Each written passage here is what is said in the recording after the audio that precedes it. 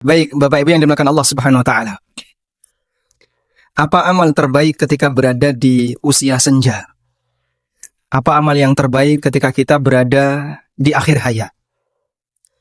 Sebagai seorang muslim, tentu kita menghendaki bisa mendapatkan husnul khatimah.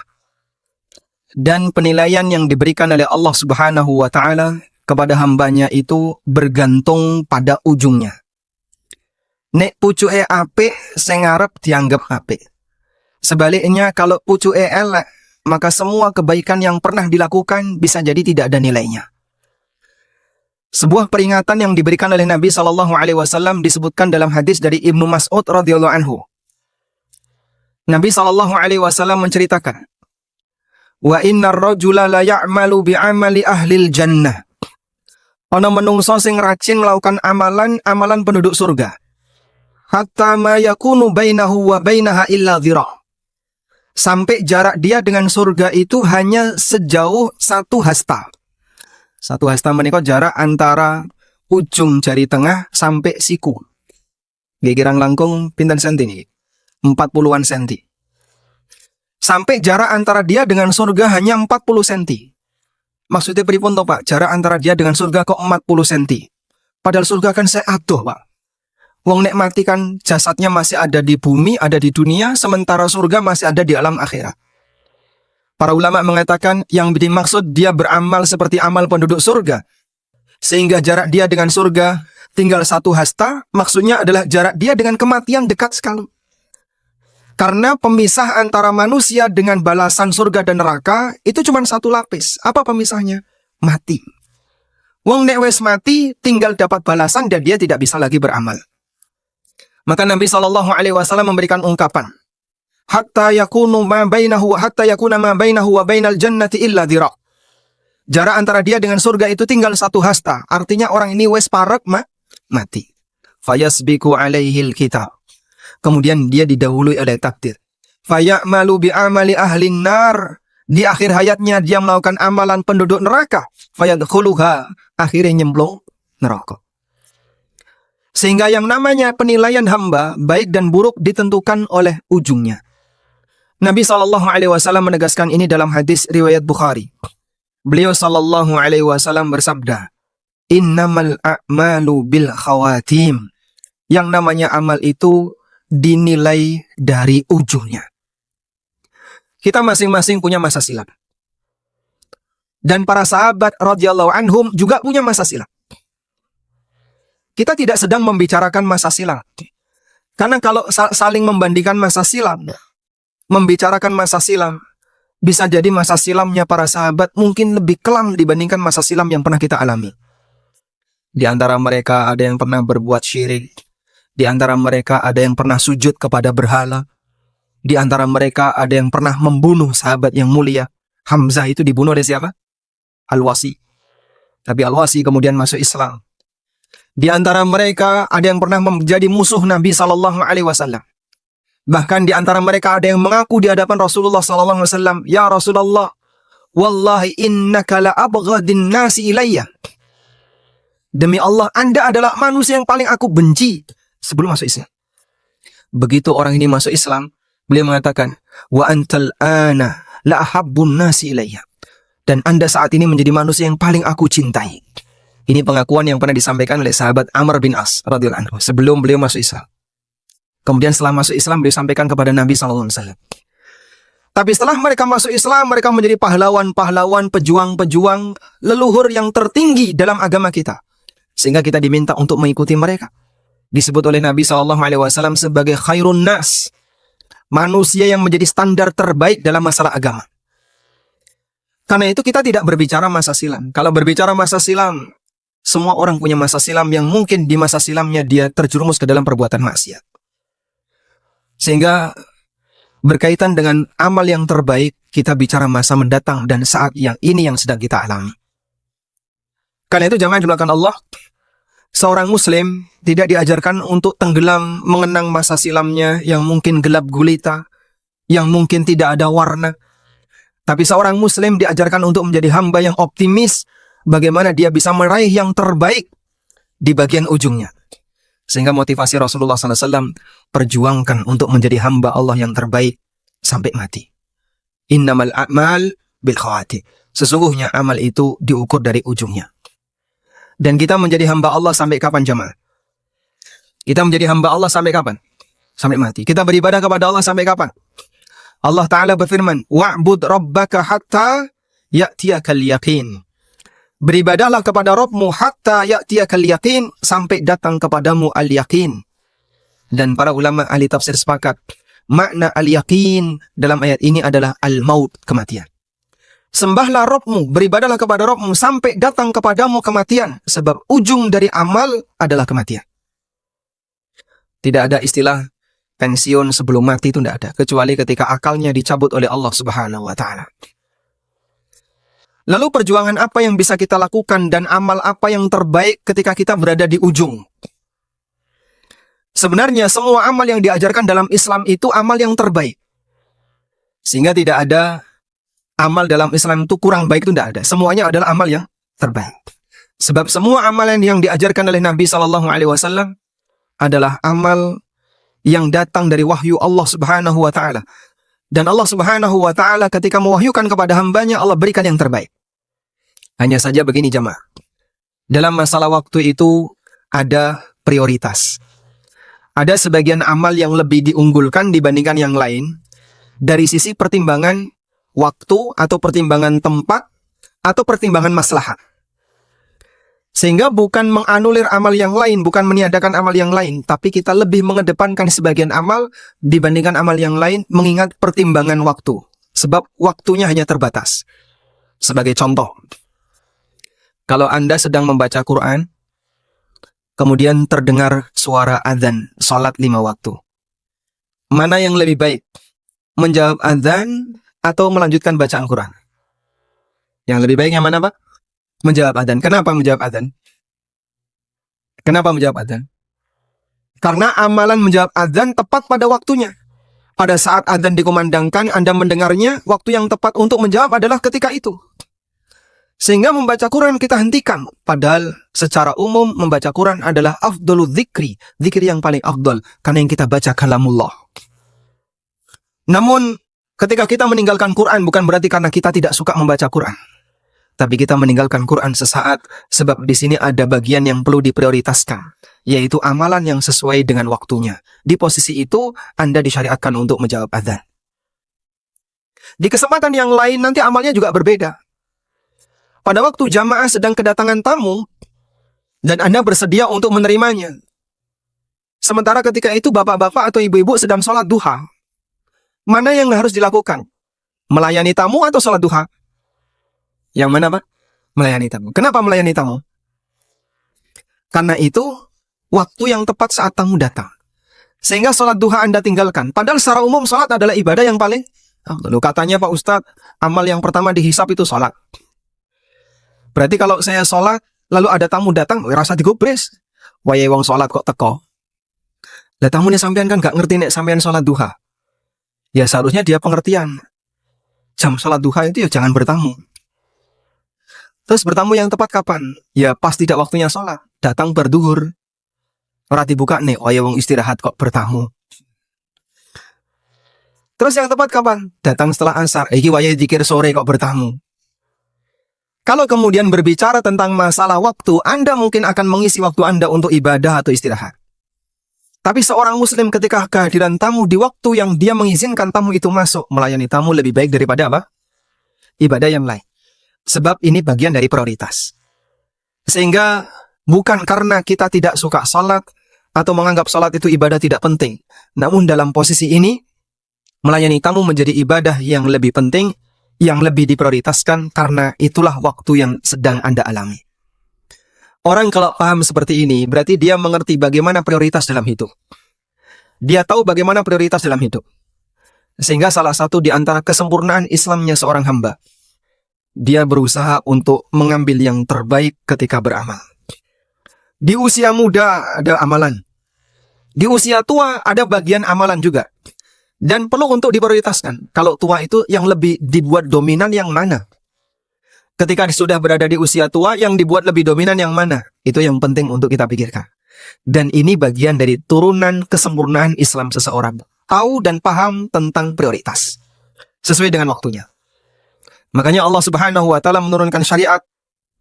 Dan Allah jadikan syariat itu berbeda-beda. Prakteknya sesuai dengan latar belakang masing-masing hamba. Tugas suami dengan tugas istri sama atau beda, Pak? Ya, beda. Kalau suami ada di rumah, lebih baik mana? Istri puasa sunnah atau tidak puasa sunnah? Ya? Tidak puasa? Tidak punya pengalaman? Baik. Dalam posisi ketika dia harus siaga melayani suaminya. Bisa jadi tidak puasa lebih afdol daripada dia puasa. Bahkan kita bisa lihat sampai istri Rasulullah sallallahu alaihi wasallam Aisyah radhiyallahu anha mengatakan, "Kuntu alayya shaum Ramadan, falam aqdihi hatta ya'ti Sya'ban." Aku memiliki utang puasa Ramadan dan aku tidak bisa untuk mengqadanya sampai bulan Sya'ban. Dalam riwayat yang lain disebutkan tambahan lima kanati Rasulillah sallallahu alaihi wasallam, karena dalam rangka untuk melayani Rasulullah SAW. Karena posisi Nabi SAW maksudnya adalah dalam rangka melayani Nabi SAW. Aisyah itu ngalahi nunda qadha puasa sampai Sya'ban karena kaidahnya begini. Orang ketika sedang puasa wajib nggak boleh dibatalin. Kalau puasa sunnah boleh dibatalin. Sehingga ketika beliau puasa sunnah, kok tiba-tiba Nabi SAW punya hajat, mudah bagi beliau untuk membatalkan. Sebab puasa sunnah bisa dibatalkan. Tapi kalau wajib, beliau tidak ingin. Dalam posisi ketika Nabi SAW ada hajat, Aisyah sedang qadha Ramadan. Terhalangi. Sebab beliau sedang berpuasa wajib. Sampai beliau pilih nunda dalam rangka untuk melayani suaminya. Siaga seperti ini salah satu di antara contoh bagaimana ibadah seorang wanita kepada Allah dalam bentuk memberikan ketaatan kepada suaminya. Ini berbeda dengan ibadahnya laki-laki. Ibadahnya laki-laki mereka dituntut bagaimana bisa menjadi manusia yang banyak berkarya untuk masyarakat dengan potensi yang dia miliki. Bagaimana bisa menjadi orang yang banyak memberikan kebaikan bagi masyarakat dengan apapun yang bisa dia kerahkan. Itu laki-laki. Sehingga dia harus keluar rumah. Dia sampaikan kebaikan kepada masyarakat. Dia berdakwah, dia mengajar. Ini dakwahnya laki-laki, ini pekerjaannya laki-laki. Dia berjihad. Dia bekerja untuk mendapatkan sesuatu dalam rangka untuk mendukung kegiatan masyarakat. Ini pekerjaannya laki-laki. Yang itu berbeda dengan wanita. Makanya jangan dibalik, Pak. Kadang, nyun sewu ya. Dalam sebuah rumah tangga, istrinya itu lebih banyak berperan daripada suaminya. Ini kan ngebalik ya. Masya Allah misalnya, istrinya seorang ustadzah. Sering diundang kemana-mana. Bujune ning ndi Mas? Ngomong anake. Loh, kayak gini kan kebalik jadinya. Akhirnya yang lebih terbongkar di luar justru istrinya. Suaminya malah tersimpan di dalam. Jadi suami pingitan. Ini terbalik. Posisi yang tepat gimana? Katanya kan orang harus memberi banyak manfaat kepada orang lain. Betul. Tapi masing-masing ada porsinya. Sehingga Anda bisa lihat. Ibadah wanita itu lebih kepada ibadah fardhi. Nabi SAW mengatakan, "Idza shallatil mar'atu khamsaha, wa shamat syahraha, wa ahsanat farjaha, wa ata'at ba'laha, dakhalatil jannata min ayyi babin sya'at." Ketika wanita itu salat 5 waktu, menjaga salat 5 waktu, puasa di bulan Ramadan, menjaga kehormatannya, dan mentaati suaminya, dia bisa masuk surga dari arah pintu manapun yang dia inginkan. Masya Allah. Sehingga ibadahnya lebih kepada ibadah apa? Individu. Tapi tujuannya untuk kebaikan rumah tangganya. Nah, kemudian bagaimana ibadah untuk orang yang sudah di usia senja? Apa yang harus kita prioritaskan sebagai amal di usia senja? Terlebih bagi jamaah sekalian yang mungkin sudah menyadari usianya yang sudah tidak bisa disebut sebagai orang muda atau anak muda. Maka apa yang harus kita lakukan? Jamaah dimuliakan Allah Subhanahu wa Ta'ala. Pertama yang perlu kita perhatikan, bahwa Allah Subhanahu wa Ta'ala mencatat amalan bagi para hambanya dan memberikan pahala bagi mereka sesuai dengan kebiasaannya. Meskipun bisa jadi yang bersangkutan tidak mengerjakannya. Dalam salat Isya yang tadi kita laksanakan, imam membaca surat apa di rakaat yang pertama, Pak? Al-Fatihah. Surat apa? At-Tin. Allah Subhanahu wa Ta'ala berfirman di surat At-Tin, illal ladzina amanu wa 'amilus salihati falahum ajrun ghairu mamnun. Kecuali orang yang beriman dan beramal saleh, dia mendapatkan pahala yang ghairu mamnun, yang terus mengalir. Allah menjanjikan pahala untuk orang-orang yang beriman, sebagaimana pahala yang Allah janjikan untuk Nabi SAW. Nabi Muhammad SAW disebutkan oleh Allah di surat Al-Qalam, wa inna laka la ajran ghairu mamnun. Sesungguhnya engkau wahai Muhammad memiliki pahala yang ghairu mamnun, yang tidak pernah putus. Orang mukmin juga diberi oleh Allah Subhanahu wa taala janji yang semisal. Illal ladzina amanu wa 'amilus salihati falahum ajrun ghairu mamnun. Kecuali orang-orang yang beriman dan beramal saleh, mereka mendapatkan pahala yang terus mengalir. Ada seorang ulama mazhab Malikiyah bernama Ibnul Muhallab. Ibnul Muhallab rahimahullah mengatakan, "Hadza min minnatillahi ala ibadihi." Ini bagian dari kenikmatan yang Allah curahkan untuk para hambanya, di mana Allah Subhanahu wa taala tetap mencatat pahala amal dari para hambanya, meskipun bisa jadi mereka tidak mengerjakannya. Terutama bagi para hambanya yang punya kebiasaan amal soleh di saat mereka masih kuat, di saat mereka masih muda. Lalu ada waktunya fisik itu tidak bisa lagi diajak untuk mengerjakannya. Ada uzur yang dia alami, baik karena sakit atau karena uzur usia.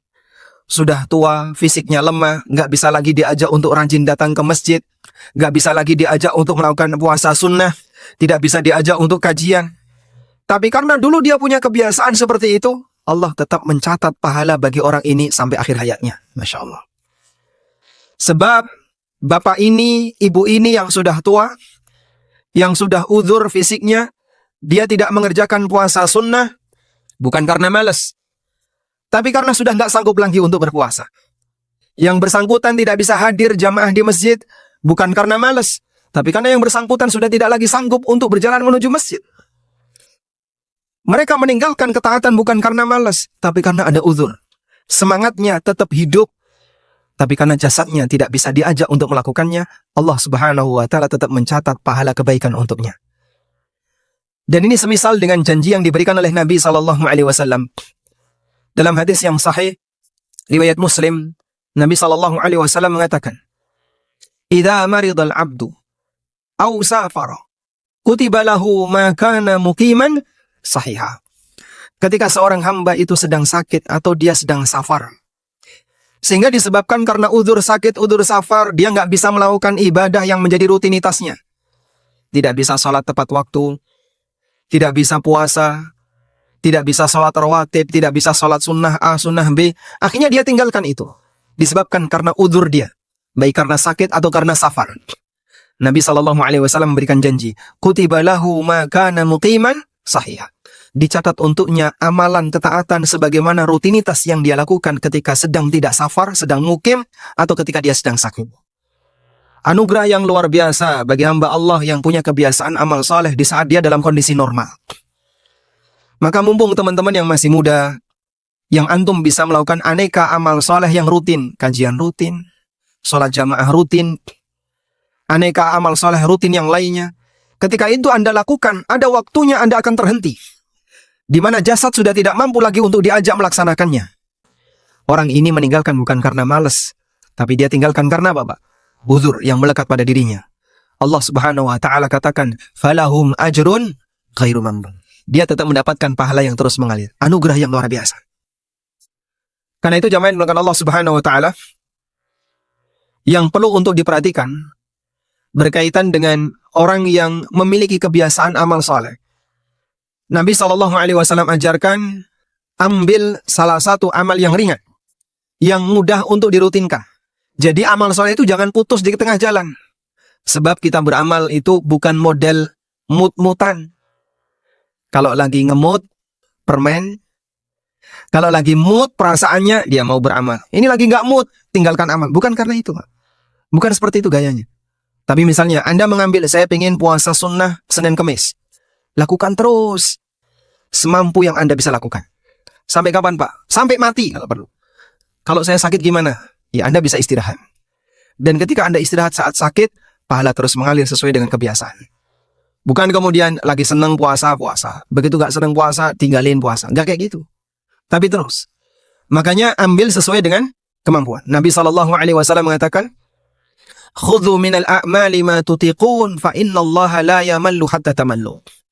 Ambillah amal sunnah yang sanggup untuk kalian rutinkan, sebab Allah tidak pernah bosan untuk ngasih pahala sampai kalian bosan untuk beramal.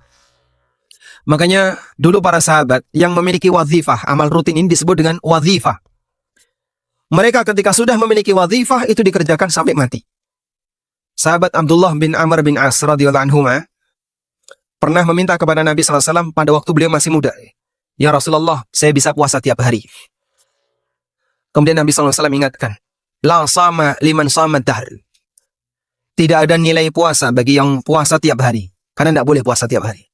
Karena pasti nanti dia akan nabrak hari raya, nabrak hari tasyrik, dan tidak boleh puasa ketika itu. Kemudian Nabi SAW ajarkan, sum syahras sabri wa yaumun fi kulli syahr. Kamu cukup puasa di bulan sabar, dan 1 hari di setiap bulan selainnya. Puasa di bulan sabar maksudnya bulan Ramadan. Dan 1 hari puasa sunnah di selain bulan Ramadan. Tapi Abdullah bin Amr tetap meminta, saya bisa lebih dari itu ya Rasulullah. Kalau begitu puasalah 3 hari tiap bulan. Saya bisa lebih dari itu. Kalau begitu kamu puasa ketika bulan haram. Dzulqa'dah, Dzulhijjah, Muharram, dan Rajab. Saya bisa lebih dari itu. Kemudian Nabi SAW memberikan puasa yang terbaik. Sum yauman wa aftir yauman. Fawwa siyamu Dawud, wa la tazid ala dhalik. Silakan kamu puasa sehari, dan tidak puasa sehari. Itulah puasa Dawud, dan jangan ditambah lagi. Kenapa beliau melarang untuk nambahi? Sebab puasa Dawud itu sudah puasa puncak yang terbaik. Kalau ditambahi, bukannya semakin memperbaiki, tapi semakin merusak. Maka kalau sudah yang terbaik, jangan ditambahi. Baik. Abdullah bin Amr mengerjakan itu sampai kapan? Sampai beliau tua. Sehingga ketika beliau sudah merasakan beratnya menjaga puasa Daud, beliau kemudian komentar, andai dulu saya mengikuti saran Nabi Sallallahu Alaihi Wasallam yang cukup puasa 3 hari tiap bulan atau puasa ketika bulan haram saja, tentu itu akan lebih ringan bagiku. Sekarang dalam posisi ketika beliau puasa Daud, tua itu nggak putus. Tetap beliau lakukan sampai nggak sanggup. Sampai titik terakhir ketika orang sudah tidak lagi sanggup untuk beramal. Di saat itulah ketika dia leren beramal, dia berhenti karena uzur usia, pahalanya terus mengalir. Illal ladzina amanu wa 'amilus shalihat falahum ajrun ghairu mamnun. Baik. Ini yang pertama. Jadi miliki kebiasaan amal sunnah semampu yang bisa kita jangkau. Semoga suatu saat nanti ketika kita punya uzur sehingga kita tidak bisa lagi melaksanakannya, Allah tetap memberikan catatan pahala sesuai dengan kebiasaan baik yang kita kerjakan sebelumnya. Selanjutnya yang kedua. Yang perlu untuk dikedepankan pada waktu seorang hamba berada di akhir hayatnya adalah memperbanyak taubat kepada Allah. Kenapa memperbanyak taubat dan istighfar kepada Allah? Sebab dalam setiap akhir dari amalan, kita diajarkan untuk beristighfar dan mohon ampun kepada Allah. Bahkan amalan Nabi SAW diperintahkan oleh Allah untuk diakhiri dengan banyak taubat. Menjadi Nabi itu amal atau bukan, Pak? Amal. Nabi Muhammad SAW ketika menjadi Nabi, Allah perintahkan di akhir hayat beliau untuk memperbanyak bertobat kepada Allah. Dengan diturunkannya surat apa? Surat apa? Surat An-Nasr. Gimana kalimat yang menunjukkan taubat? Innahu. Masya Allah. Tafadhal Ustaz. Dapat hadiah. Dengan diturunkannya surat An-Nasr. Idza jaa nasrullahi wal fath. Wa ra'aitan nasa yadkhuluna fi dinillahi afwaja. Apabila telah datang pertolongan Allah dan Fathu Mekah. Wa ra'aitan nasa yadkhuluna fi dinillahi afwaja. Dan kau saksikan banyak orang masuk ke dalam agama Allah dengan berbondong-bondong.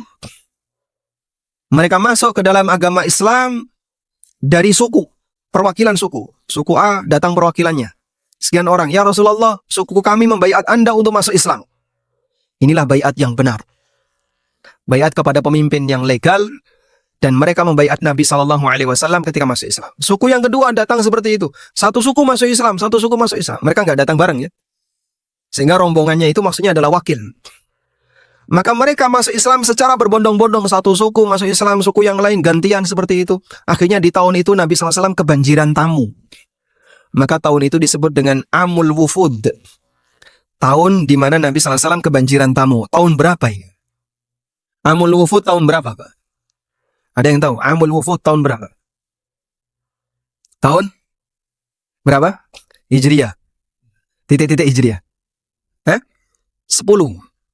10 kebanyakan. 7 kurang. 8 meleset dikit. Ya sudah. 9 Hijriah. Tahun 9 Hijriah, kenapa Rasulullah Sallallahu Alaihi Wasallam tidak melaksanakan haji di tahun itu? Padahal haji di tahun itu sudah ada pelaksananya di antara kaum muslimin. Pertama yang melaksanakan haji di kalangan kaum muslimin, Abu Bakar As-Siddiq. Di tahun 9 Hijriah. Rombongan yang dipimpin oleh Abu Bakar bersama para sahabat yang lain. Dan Nabi SAW tetap di Madinah. Dan di tahun 9 Hijriah inilah Abu Bakar membersihkan kota Mekah. Ada pengumuman orang musyrikin besok sudah tidak boleh lagi haji. Ini tahun terakhir mereka boleh. Sebab ketika Nabi SAW mau datang, ini harus disterilkan dari orang yang tawaf dalam kondisi telanjang. Maka sebelum Nabi SAW haji, kota Mekah, Masjidil Haram, steril dari orang yang tawaf dalam kondisi telanjang. Itu tahun 9 Hijriah. Itulah yang dimaksud dengan Amul Wufud. Banyak sekali orang yang berdatangan. Sehingga beliau menunda keberangkatan haji. Yang berangkat adalah rombongannya Abu Bakar radhiyallahu anhu. Baik. Allah Subhanahu wa taala katakan, mereka masuk Islam secara berbondong-bondong. Ketika masyarakat semuanya sudah muslim, maka berarti tugas Nabi sudah selesai. Dan kalau tugas Nabi sudah selesai, berarti beliau menghadap Allah Subhanahu wa taala. Sebab pensiunnya seorang nabi adalah menerima pahala dari Allah. Dan menerima pahala dari Allah adalah wafatnya beliau sallallahu alaihi wasallam. Karena itu Ibnu Abbas radhiyallahu anhu mengatakan, "Lamma nuzilat hadhihi surah aliman nabiyyu sallallahu alaihi wasallam annahu nu'iyat ilaihi nafsuh." Ketika Nabi sallallahu alaihi wasallam mendapatkan surat An-Nasr, beliau menyadari ini adalah pengumuman akhir hayat beliau sallallahu alaihi wasallam.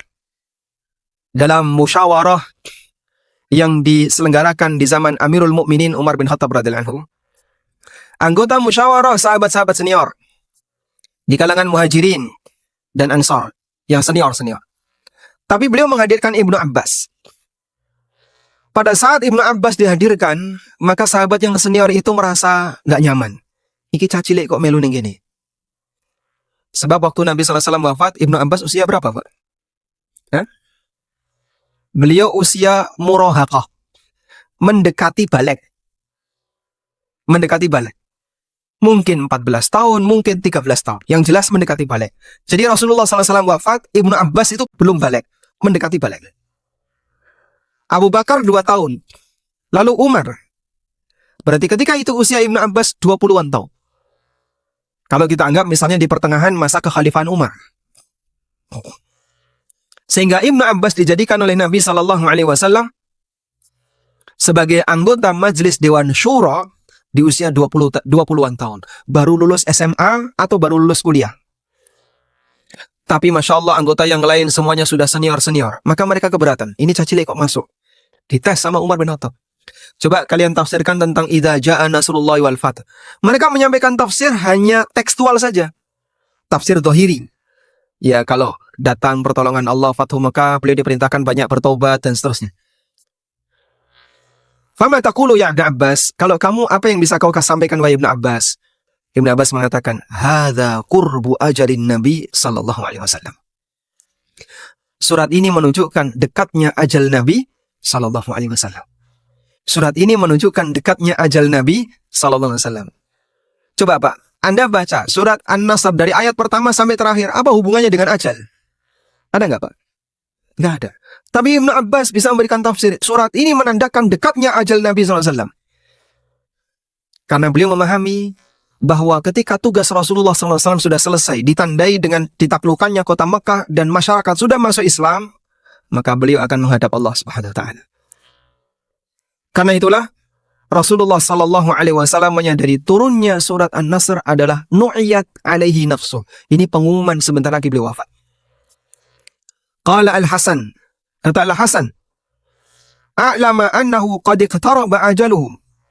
Allah memberitahu kepada nabinya Sallallahu Alaihi Wasallam bahwa ajalnya sudah dekat. Fa'amara bit-tasbih wat-taubati liyukhtima lahu biziyadati fil amali salih. Maka Allah perintahkan beliau Sallallahu Alaihi Wasallam untuk bertasbih dan bertaubat. Fasabbih bihamdi rabbika wastaghfir. Innahu kana tawwaba. Untuk mengakhiri hidup beliau dengan memperbanyak amal saleh dan ketaatan kepada Allah Subhanahu wa taala. Sehingga bisa kita perhatikan, jika seorang nabi diperintahkan oleh Allah untuk mengakhiri hayatnya dengan memperbanyak bertaubat, berarti kita gimana, Pak? Lebih berkepentingan dengan itu.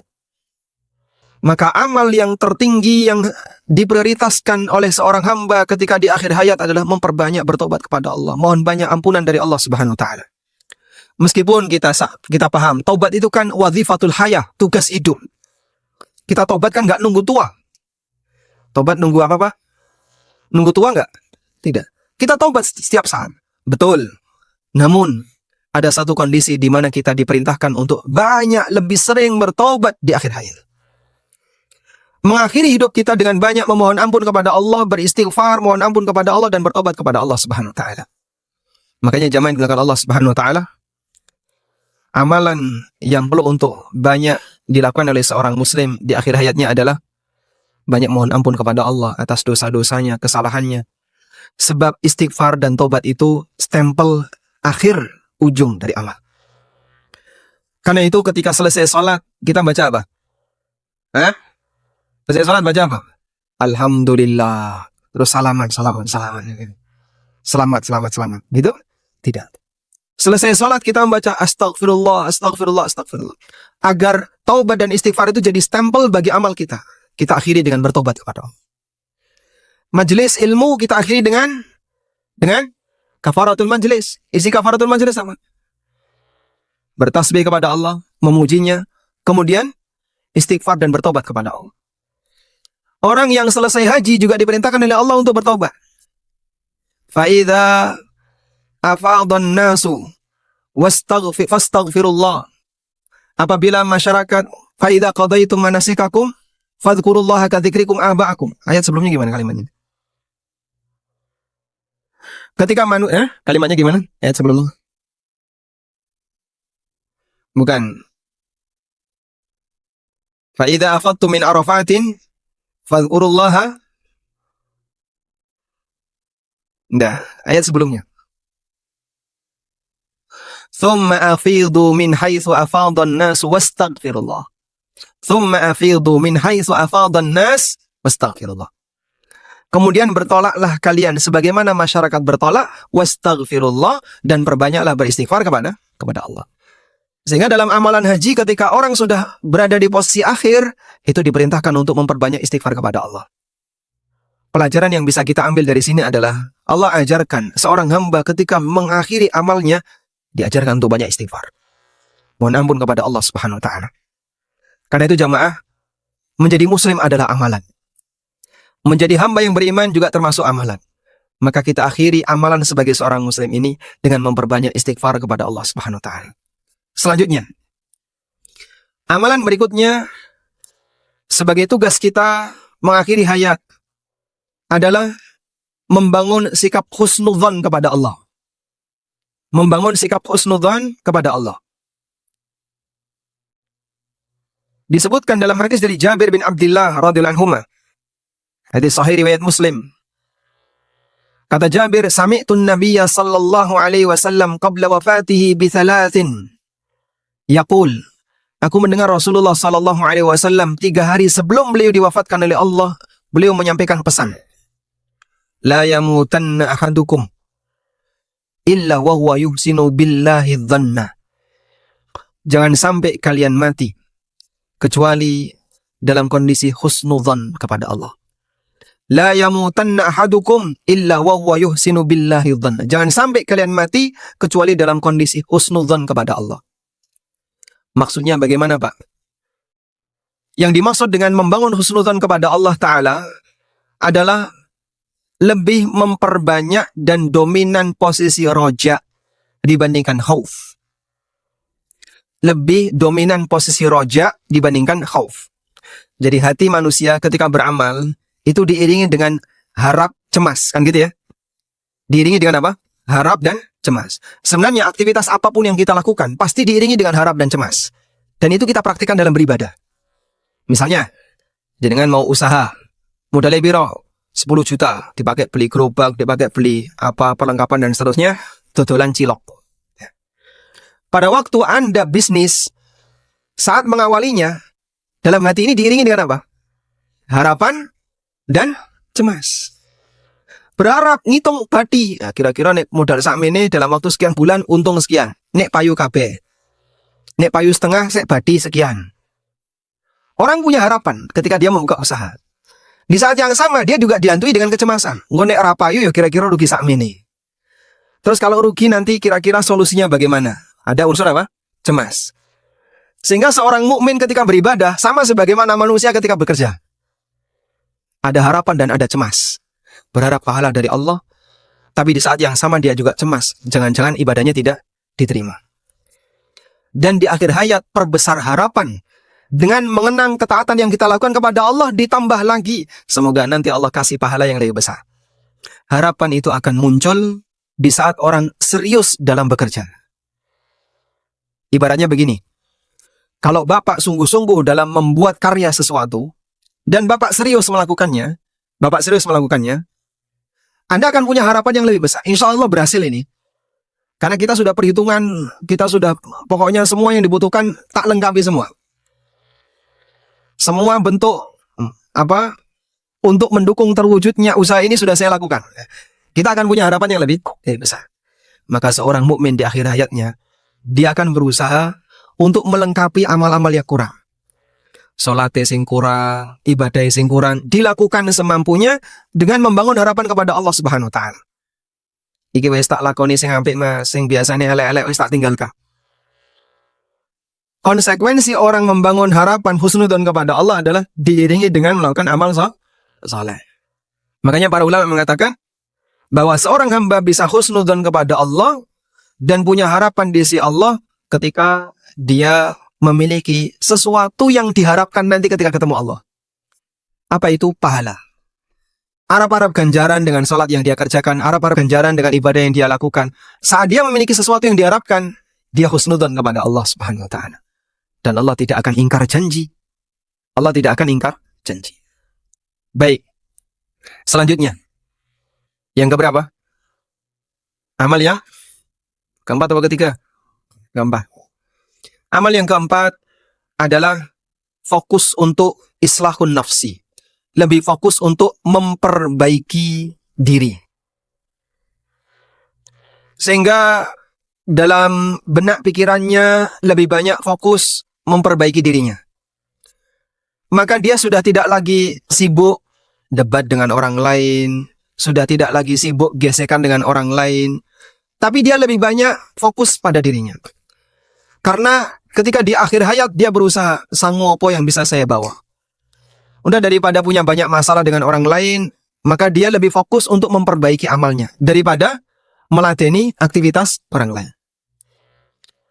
Karena dia paham bahwa yang bisa selamat ketika menghadap Allah adalah illa man atallaha biqalbin salim. Yauma la yanfa'u malu wala banun. Pada hari di mana harta sudah tidak ada manfaat, demikian pula anak enggak ada manfaatnya. Illa man atallaha biqalbin salim, kecuali orang yang datang menghadap kepada Allah dengan hati yang selamat. Maka dalam pikirannya, saya ingin menyucikan hati saya, membersihkan hati saya. Gesekan-gesekan mulai dikurangi, sehingga sudah sadar aku iki wis tuwa, Facebook dipateni wis dah. Timbangannya berantem di Facebook. Aku iki wis tuwa, bukan saatnya lagi untuk ngeladeni debat.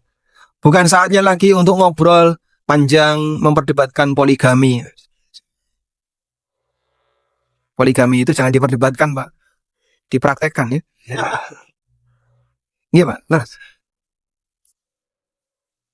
Jadi dia sudah menghindari yang seperti itu karena fokus dia adalah bagaimana cara dia bisa selamat ketika menghadap Allah Subhanahu wa taala.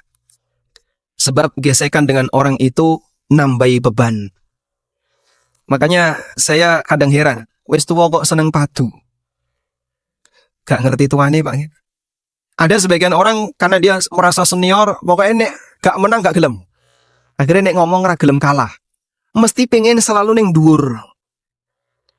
Sudah bukan saatnya lagi. Anda harus mengiringi kehidupan Anda dengan hikmah. Ketika bicara lebih mengedepankan hikmah, bukan masalah menang kalah, karena sadar saya sudah di usia senja. Karena itulah jamaah yang dimuliakan Allah Subhanahu wa taala, Imam Syafi'i memberikan sebuah pesan yang pantas untuk kita catat. Bi'sazad ilal ma'ad al-udwan alal ibad. Sejelek-jelek bekal menuju hari akhir adalah al-udwanu alal ibad, permusuhan dengan sesama hamba. Mungkin waktu masih muda saya sikut-sikutan golek donyo. Waktu masih muda debat masalah manhaj. Waktu masih muda saya kuat memperhatikan fenomena di Facebook. Akhirnya debat di Facebook. Ini manhajnya tidak kokoh, yang ini kokoh. Akhirnya debat. Apa manfaatnya? Di usia tua wis dilereni dah. Fokus pada diri kita masing-masing. Sehingga ketika di usia tua, yang lebih dia pertimbangkan adalah apakah nanti saya bisa menghadap Allah dengan selamat atau tidak. Itu yang lebih dia perhatikan. Tapi kan katanya amar ma'ruf nahi mungkar. Amar ma'ruf nahi mungkar itu bisa jadi syubhat ketika orang debat. Gambaran dia amar ma'ruf nahi mungkar, tapi aslinya apa? Debat yang tidak ada ujungnya. Karena itu dalam hal ini, seorang hamba ketika ingin mendapatkan hati yang lebih bersih, dia menyadari, sudah waktunya saya lebih memperhatikan diri saya pribadi dan tidak banyak bersinggungan dengan orang lain. Wallahu ta'ala alam. Walhamdulillahirabbil alamin. Mungkin demikian yang bisa kita sampaikan sebagai tambahannya. Semoga Allah Subhanahu wa taala menjadikan amal terbaik kita di bagian ujung. Allahumma ja'al khaira a'malina fi khawatimiha. Wa sallallahu ala nabiyyina Muhammadin wa ala alihi wa sahbihi wa sallam wa akhiru da'wana alhamdulillahirabbil alamin. Cukup atau gimana, Pak? Tanya jawab. Baik, tanya jawab.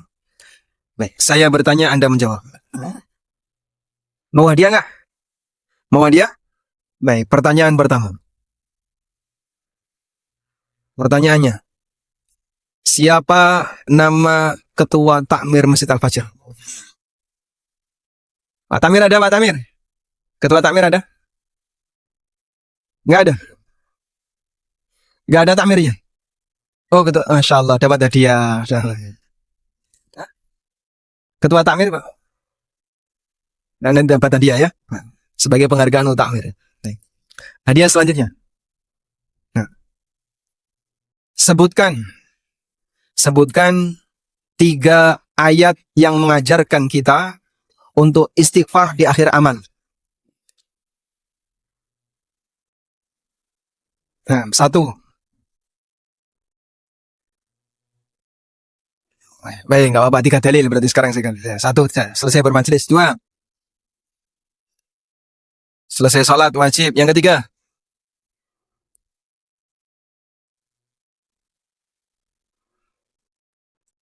selesai insyaallah. Baik, barakallahu fikum. Nah, baik, langsung atau gimana? Melalui kertas? Kayaknya enggak ada. Ummahat. Pertanyaan untuk ummahat. Nah. Pertanyaan untuk ummahat. Ada, mereka jawabnya pakai apa? Ada mikrofon. Coba dicek mikrofonnya, nyala nggak? Yang ibu-ibu mikrofonnya dicek. Nggak ada ya? Nggak nyala. Nah, pertanyaan selanjutnya. Apa makna illal ladzina amanu wa 'amilus salihati falahum ajrun ghairu mamnun?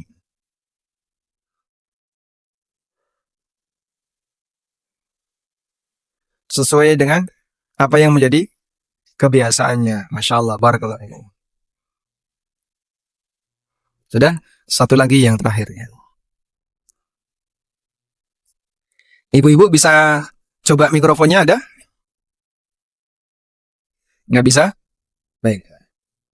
Nggak ada ya? Ada. Coba mikrofon ada di mana? Baik, nggak ada kayaknya. Nah, selanjutnya. Nah, di antara jamaah ada nggak yang sepanjang hidupnya sampai usia saat ini belum pernah utang? Ini orang berprestasi. Ini. Wah, angkat tangan. Nah, yang SD aja ya. Kelas berapa, Mas? Hah? Kelas 3. Belum pernah utang. SPP-nya ngutang kok. Ini belum pernah utang. Yang sudah dewasa, yang sudah dewasa. Ya. Cacile kok diajukan tuh? Ada? Nggak ada? Masya Allah. Alhamdulillah. Berarti punya pengalaman ngutang ya? Semuanya punya. Baik. Nggak jadi Pak. Berarti. Cukup? Ada yang mau disampaikan? Nggak ada? Baik. Silakan.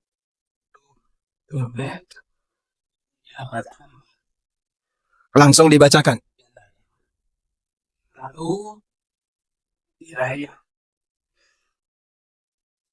Beramal singgolnya. Mohon nasional panjang hari Ahmad. Sau ibu Radili sebenarnya dan kedua ibu Elina Banding Agung dan ketiga ibu Rita untuk Helawat ibu Tar Osman Galar Pandiang dan kelima Dara Afristan Antik Agung serangannya sama Indo satu Hadili Jilal kedua ibu Sina Ben Makrum yang ketiga ibu Lisa Akbar yang keempat ibu Lorok Kolang Pandian yang lima ibu ya panjang untuk iman satu Aisli dari Inklusi dua Madaris atau ibu Tatoto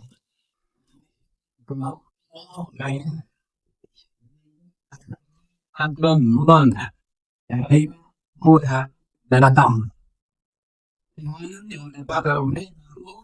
apa dua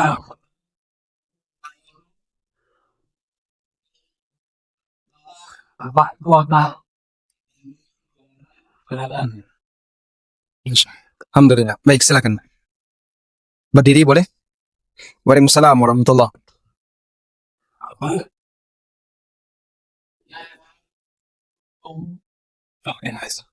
Yang meninggalan orang beri orang ya.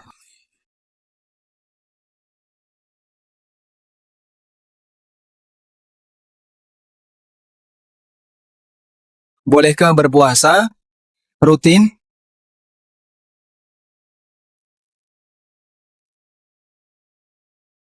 Tidak tepat pada waktunya. Ya, boleh atau tidak? Baik. Baik, beliau bertanya tentang puasa 3 hari tiap bulan. Apakah boleh dilakukan di selain Ayyamul Bid? Jawabannya, hadis yang menyebutkan tentang Ayyamul Bid adalah hadis Abu Dzar. Dan puasa 3 hari tiap bulan itu ada banyak riwayat. Oleh karena itu, kesimpulannya adalah bahwa puasa 3 hari tiap bulan bisa dilakukan fleksibel. Maka boleh awal bulan sehari, tengah sehari, akhir sehari. Bisa 3 hari berturut-turut, ditaruh di awal, di tengah, di akhir. Bisa juga ditempatkan pas Ayyamul Bid. Sehingga bisa di Ayyamul Bid, bisa di akhir, dan seterusnya. Hanya saja ulama beda pendapat. Yang afdol itu yang mana? Ada yang mengatakan di awal lebih afdol. Mereka beralasan Allah Ta'ala perintahkan agar kita bersegera dalam melakukan amal saleh. Wasari'u ila maghfiratin. Fastabiqul khairat. Ada yang mengatakan di akhir lebih afdal. Sebagai bentuk kafarah untuk kesalahan yang kita lakukan sepanjang 1 bulan. Maka kita kafarahi dengan berpuasa di akhir bulan. Dan ada yang mengatakan di tengah lebih afdal ketika Ayyamul Bid. Menyesuaikan dengan hadis Abu Dzar. Maka posisi waktu ini sifatnya afdaliyah. Sehingga Anda kerjakan amal puasa 3 hari tiap bulan, mau awal, tengah, akhir, silahkan. Semuanya sah, berurut-urut boleh, terpisah-pisah juga boleh. Wallahu a'lam. Barakallahu fikum, insyaallah. Waalaikumsalam warahmatullahi wabarakatuh. Nah.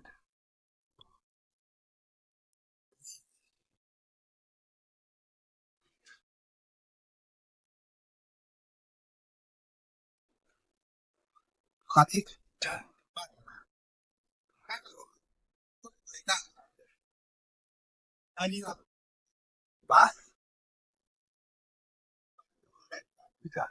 Nah, ikut jadi panitia, tapi puasa.